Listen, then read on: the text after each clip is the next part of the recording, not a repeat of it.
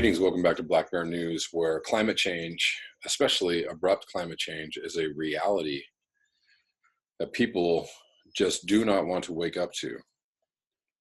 And unfortunately, the viewpoints of this channel and a few other channels out there can be quite dire. The news can be pretty frightening, pretty overwhelming, hard to deal with, to say the least. But this is a reality that must be spoken about, must be conveyed to others as quickly as possible, as adamantly as possible.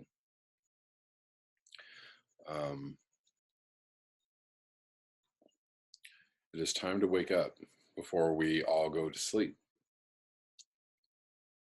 The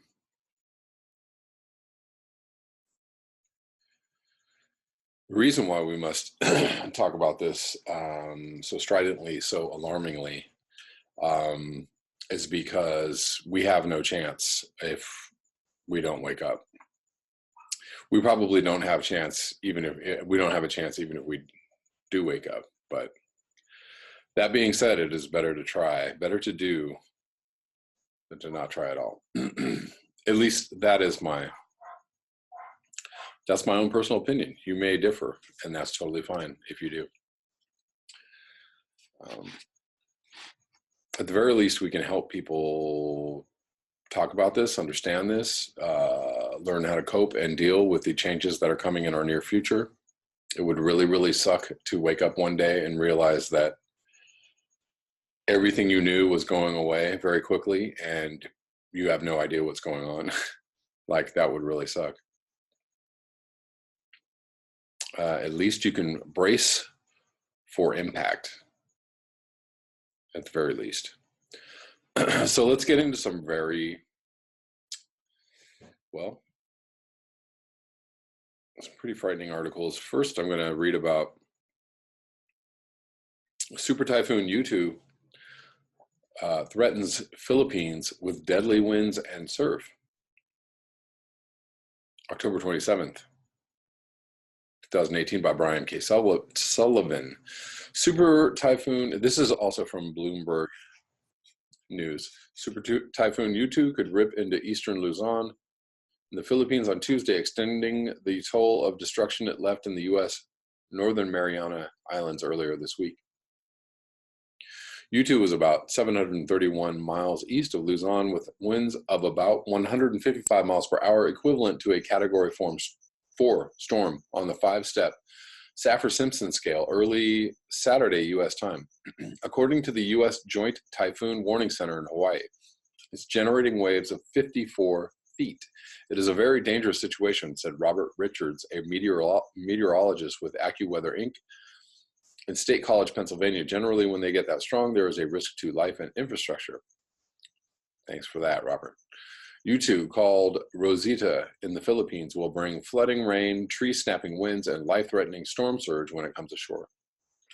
Luzon is the largest and most populous island in the Philippines, home to some 53 million people. On its current track, the storm would pass well north of the capital of Manila, which could see rain and gusty winds. The Marianas were hit. I just read about this. Yutu became the strongest storm since 1950 to hit the U.S. territories of Saipan and Tinian, and in the northern Mariana Islands, when it brought winds of nearly 180 miles per hour over the area on Wednesday. 180 miles per hour. At least one person died. Many were injured, and buildings were destroyed or damaged. According to a blog post by meteorologist Bob Henson of Weather Underground, an IBM company. I don't know why you had to say that. Is that part of the plug? An IBM company. Yutu's winds could weaken slightly before it hits the Philippines about 2 p.m. local time on Tuesday, but it should still be a Category 4 storm. And that is all I'm going to read of that. I'm going to link this below. Again, how many Category 4, 5, and even they're saying that this one would qualify as a 6 if there were a 6 on the scale. how many of these hurricanes are we seeing this year, going to see this year? We still have time and warm waters to generate more storms. By the way, we're experiencing a little like mini heat wave here in Southern California. It's just steadily hot. We are entering the time of shortened days. So what's surprising is how hot it's getting in a short amount of time, because the sun's only out for so many hours. It starts out, the days generally start out like fairly okay, and then by about 1 or 2, it is blazing. It definitely hit 90 today, absolutely. My thermometer was in the, you know, straight up sunlight, and it was reading 110. So that's what it felt like if you were standing straight in the sun. Felt like 110 degrees.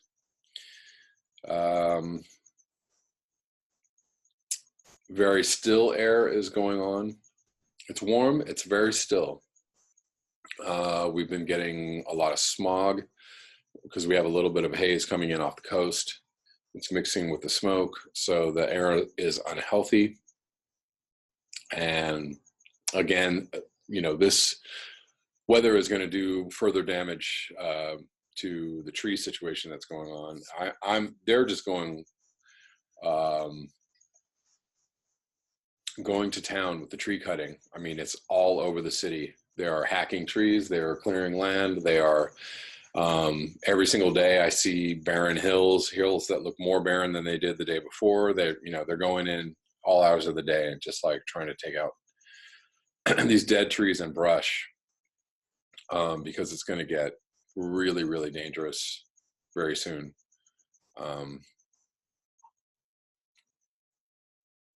As a fire hazard. Let's move on to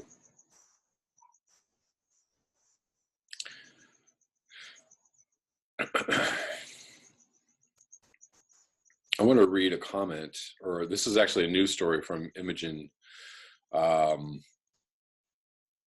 She links news stories, like whole news stories, in the comment section. And I don't get a chance to read all of them, but this one I wanted to pass along. What is this from? I don't know what this from. Maybe The Guardian. Studies suggest that tiny particles may be widespread in the human food chain, talking about plastics. Fiona Harvey and Jonathan Watts, The Guardian, Monday, October 22nd. Microplastics have been found in human stools for the first time, according to a study suggesting the tiny particles might be widespread in the human food chain. The small study examined 8 participants from Europe, Japan, and Russia, only 8. All of their stool samples were found to contain microplastic particles. Up to 9 different plastics were found out of 10 varieties tested for, and particles of sizes ranging from 50 to 500 micrometers. Polypropylene and polyethylene terephthalate were the plastics most commonly found. On average, 20 particles of microplastics were found in each 10 kilograms of excreta. Microplastics are defined as particles of less than 5 millimeters, with some created for use in products such as cosmetics, but also by the breaking down of larger pieces of plastic, often in the sea. We are living on a plastic planet. What does it mean for our health? Read more based on this study. The authors estimated that more than 50% of the world's population might have microplastics in their stools, though they stress the need for larger scale studies to confirm this. The environmental agency Austria conducted the test using a new procedure the researchers said shed fresh light on the extent of microplastics in the food chain. Samples from the 8 subjects were sent to the laboratory in Vienna, where they were analyzed using a Fourier transform infrared microspectrometer. Philip Schwabel, a researcher at the Medical University of Vienna who led the study, said, "This is the first study of its kind and confirms what we have long suspected: the plastics ultimately reach the human gut. A particular concern is what this means to us, and especially patients with gastrointestinal diseases. Previous studies on fish have also found plastics in the gut. Microplastics have been found in tap water around the world, in the oceans, and in flying insects. A recent investigation in Italy also found microplastics present in soft drinks. In birds, the ingestion of plastics has been found to remodel the tiny finger-like projections inside the small intestine, disrupt iron absorption, and add to stress on the liver. The smallest microplastic particles are capable of entering the bloodstream, the lymphatic system, and may even reach the liver, said Schraubel. We'll report on the study at UEG Week in Vienna on Tuesday. Now that we have the first evidence for microplastics inside humans, we need further research to understand what this means for human health. Sign up to the Green Light email to get Planet's most important stories. Okay, anyways.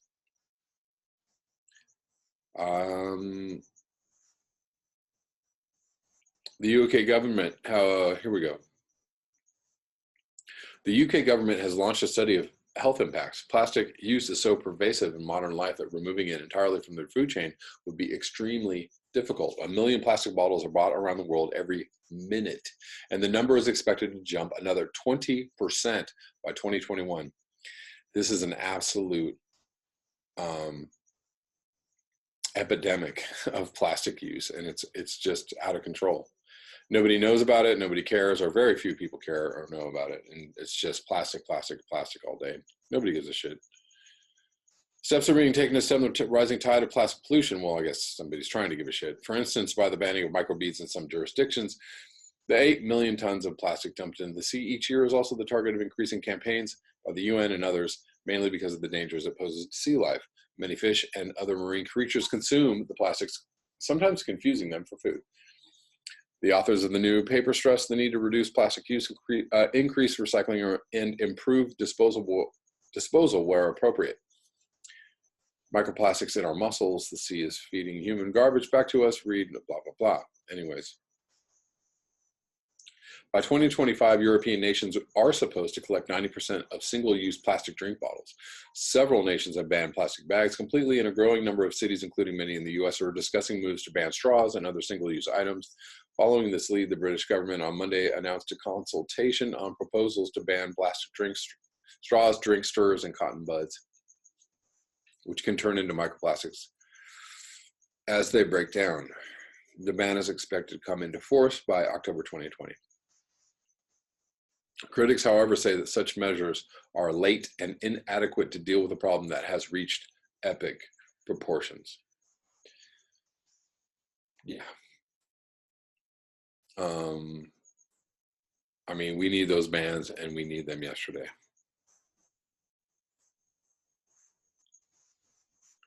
I mean, it's absolutely everywhere, y'all. I mean, you know, it is everywhere you go. You cannot walk out the door. You cannot go to a store. It is really, really hard to get away from plastics. It is nigh impossible. It can be done. You can really, really lessen your impact. So, you know, there are ways. There are many ways. Mainly, I really try to buy things, you know, anything not in plastic. And I really try to not eat out too much, as that always involves some kind of plastic, generally. Also just ordered some bamboo handled toothbrushes. I've been using like a wooden handled toothbrush. So I think only the bristles are plastic, and there's, you know, I believe they're plastic. I don't know if there are toothbrushes with no plastic all the way through. I don't know if that's possible, but it's one of the things I do. Also, instead of using floss, I use toothpicks on my teeth. So floss is very, very bad. Just use toothpicks. Yeah, I know nothing's perfect, nothing's great, but you know, if you're going to use some packaging, make, you know, like paper is awesome because it just decomposes right away and doesn't, you know, I mean, there's poison in the production of paper, of course, but just way, way less than plastic. Just trying to mitigate at any possible juncture at this point. Let's move on to the story that's also more fright for Halloween, as Halloween comes upon us. This right here has got to be the scariest news. All of this news is the scariest news. you could possibly wrap your head around. Who needs to go see a horror movie when we're living in one? This is from Vice News by Nigel Duara, October 25th. Drunken forests in Alaska are just another sign of melting permafrost. Fairbanks, Alaska, and parts of Alaska. The ground is sinking so much that trees are growing almost horizontally. It's an area scientists refer to as a drunken forest. Researchers at NASA's Jet Propulsion Laboratory are only beginning to understand the severity of the situation. They're awaiting the results from their second yearly flight over the boreal forests of northern Alaska to look for changes in the layer of frozen soil at the root of the problem, melting permafrost. A change in the depth of the permafrost could have frightening consequences for the climate. Massive stores of carbon in the form of ancient flora and fauna are frozen in the Arctic ground. As the ice in the permafrost melts, microbes in the soil consume the carbon and convert it to carbon dioxide and methane, two major greenhouse gases which rise in the atmosphere. There's approximately 1,000 billion metric tons of organic carbon in the top 3 meters of soil in the permafrost, said Charles Miller, the lead NASA climate scientist with the Arctic Boreal Vulnerability Experiment. To put that in context, there's approximately 350 billion tons of carbon that's been released into the atmosphere from all of the human activity since the beginning of the Industrial Revolution. So about 3 times that amount is in the top 3 meters of permafrost. Okay. Can anybody say feedback loop? Recent studies, including last week's alarming United Nations climate report, have suggested the amount of greenhouse gases released into the atmosphere from permafrost thaw has been rising as the planet warms. We've seen over the last 30 or 40 years long-term records that the temperature of the permafrost is rising dramatically, Miller said. That can signal that we're seeing the onset of what could be widespread permafrost thaw across the Arctic. Yeah. More good news. Moving on to an article by Robert Hunsaker.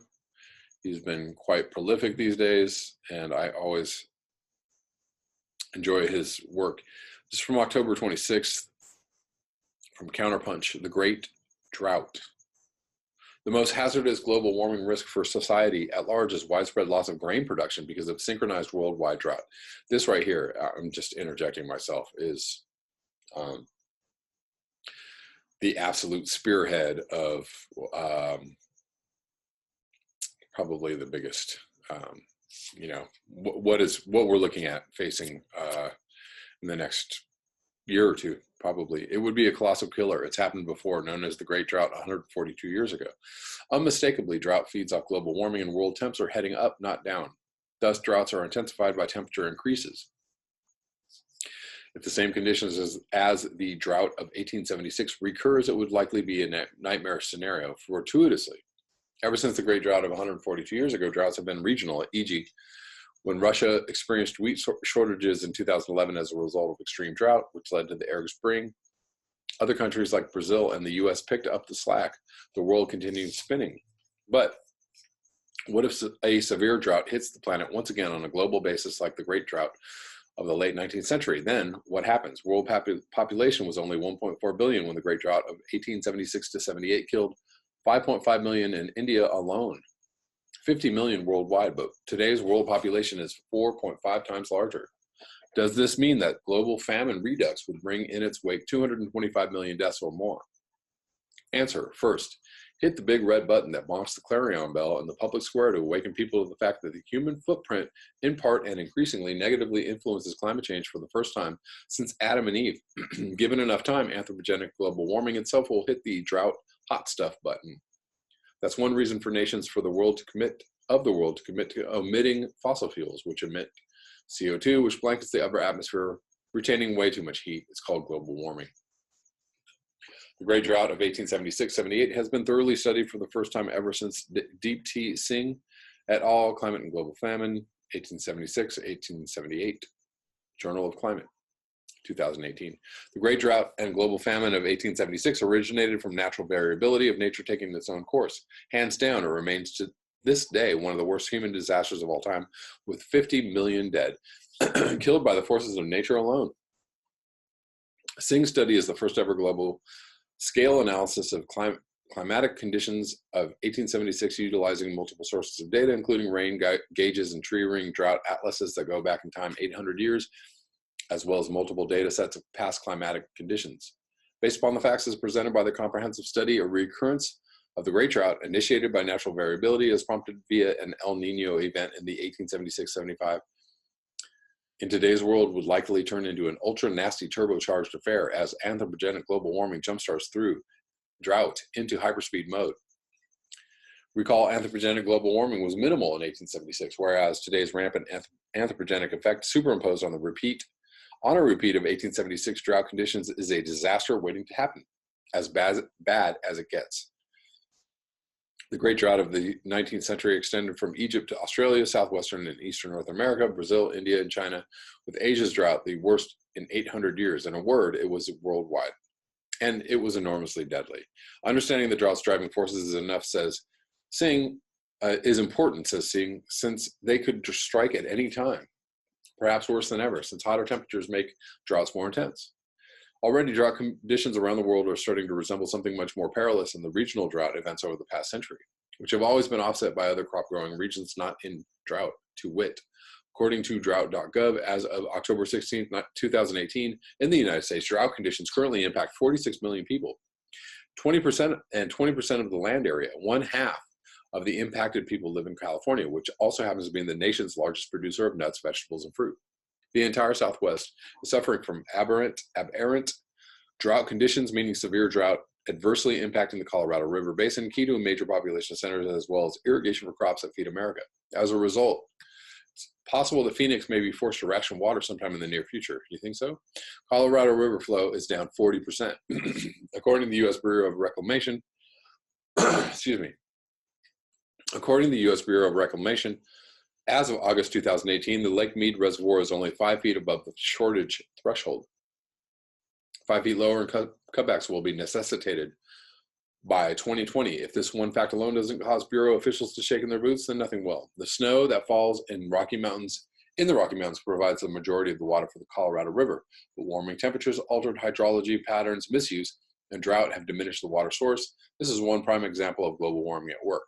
Argentina, one of the world's top exporters of soy and corn, experienced its worst drought in decades in early mid-2018, accompanied by steep decline in exports of grains, hammering its economy as losses in grain exports amounted to $3.4 billion. As of October 18, its anticipated grain crops will rebound.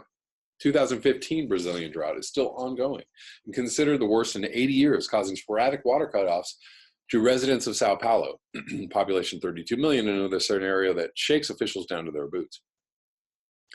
Most shocking of all, the Amazon rainforest has experienced 3 100-year droughts in the space of just 10 years. That's mind-boggling and beyond all belief. Never happened before and seriously disruptive to hydrology flow throughout the world, which negatively impacts precipitation patterns as far away as America's grain belt. Another shakedown to their boots scenario.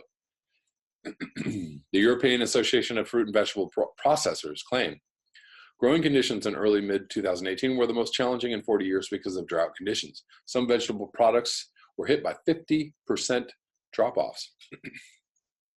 Headlines throughout Europe mid-2018 claimed crop failures threatened farmers with bankruptcy, with states of emergency declared in Latvia and Lithuania.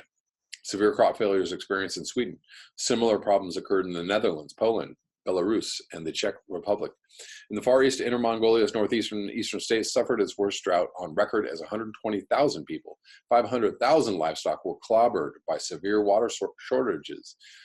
Temps registered 1°C or 1.8 Fahrenheit higher than the same period in years past, thus drying out ground moisture. In Afghanistan, 20 to 30% of water resources have gone dry, completely gone, no more water.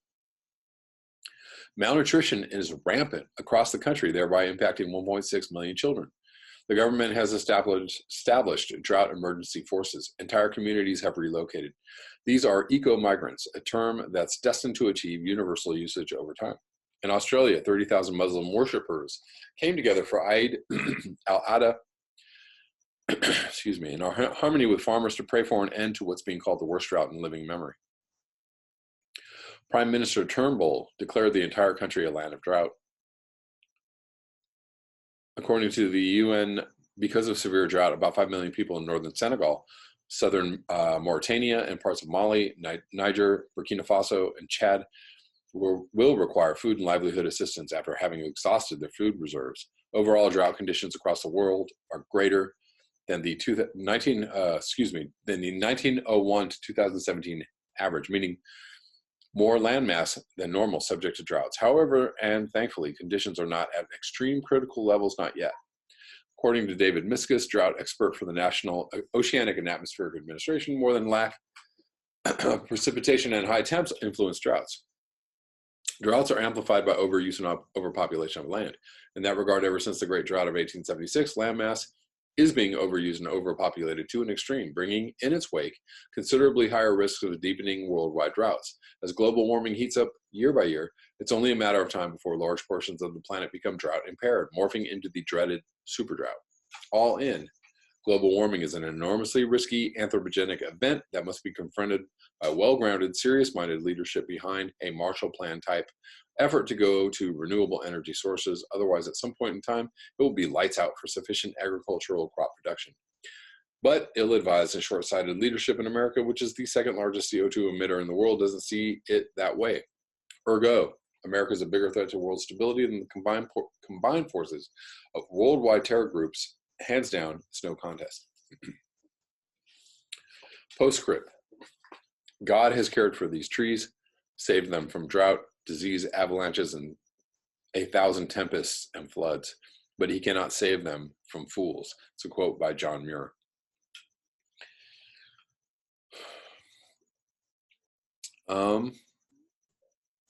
So I wanted to read another scary article, but I'm not going to do that. I'm going to move on to a little bit of hopium, little bit of techno fix. I'm going to link a video from Vice Australia that I found on Facebook.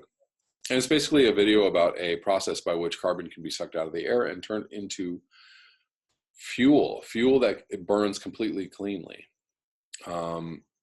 Says these guys that run this operation, they're ready to scale. They're ready to scale up rapidly. They just need massive investment. Who knows? I'm going to link that video so y'all can check it out. And I'm going to read this article called, and this is from futurism.com. Cheap carbon capture technology might make our climate goals possible. It wasn't feasible before, but now it might be. This is by Dan Robitsky, June 8th, 2018. So let's just say it. We're not on track to meet the ambitious goals of the Paris Accord, the ambitious international agreement intended to limit global warming. If we were to reach our goals and perhaps to limit the seemingly inevitable devastation, we need to do something to reduce the greenhouse gases we pumped and are pumping into the atmosphere. For decades, carbon capture has seemed like a promising solution. Why not just take all the carbon dioxide that's baking the planet and put it somewhere else? The short answer, technology was way too expensive and energy intensive to be practical at scale. Now though, that might no longer be the case. A new study published Thursday in the journal Joule found a way to suck carbon dioxide out of the air for the bargain price of $94 to $232 per ton. I feel like I read this article or some version of this article before, but I apologize if I'm repeating myself. It's a major improvement over the researchers' previous estimate of $1,000 per ton. Oh boy, that is pricey. While the technology still requires a great deal of energy, the researchers suggest using natural gas or electricity to satisfy it. It's very feasible. All the technology required to build the new carbon capture system already exists, according to MIT Technology Review. Granted, it's possible that in practice, the new technology will be more expensive than those estimates predict, especially if it were to be implemented at any major scale, but that would still be way better than what experts had assumed it would cost to suck carbon dioxide out of the atmosphere and store it elsewhere. Add anything that helps get greenhouse gases out of the way and helps mitigate climate change related destruction is good news. Currently, Carbon Engineering, the company behind the new research, plans to use this captured carbon to synthesize new carbon neutral fuels. It's already begun creating these carbon neutral energy sources, but as the MIT Technology Review reported, fossil fuels remain much cheaper. So If new fuels are going to actually become widespread, the government may need to provide some subsidies to drop the cost. Please, oh please, there are plenty of hurdles to overcome before we can see any benefit from this technology. The company will have to prove there's a market for carbon neutral synthetic fuel. There's just no market for it. Okay. Ramp up operations for large scale plants and keep costs low enough to be a feasible solution for climate change. But if it all works out, it's possible that we might be able to meet some of our goals for the future of the planet after all. Well, they better roll this out real quick, like today. That's a funny line about is there a market for carbon neutral synthetic fuel? Of course there is, you idiots. The question is, will oil companies or oil dependent nations not absolutely squash this technology because they're like, wait a minute, we're busy making money. We've got money invested in fracking. We've got money invested in shipping, drilling, and shipping and processing oil from all over the place. That's actually that's the hurdle is, the entire system saying, nope, sorry, not right now. We're good, thanks. So yeah, in this other video from Facebook that I'm going to link, the fuel that they make out of this process can basically be used in any car right now. So there is a market. You just put the fuel at the gas station and you go, here it is. And people go, okay, I'll take it. How much does that cost? Charge me double. Whatever it takes.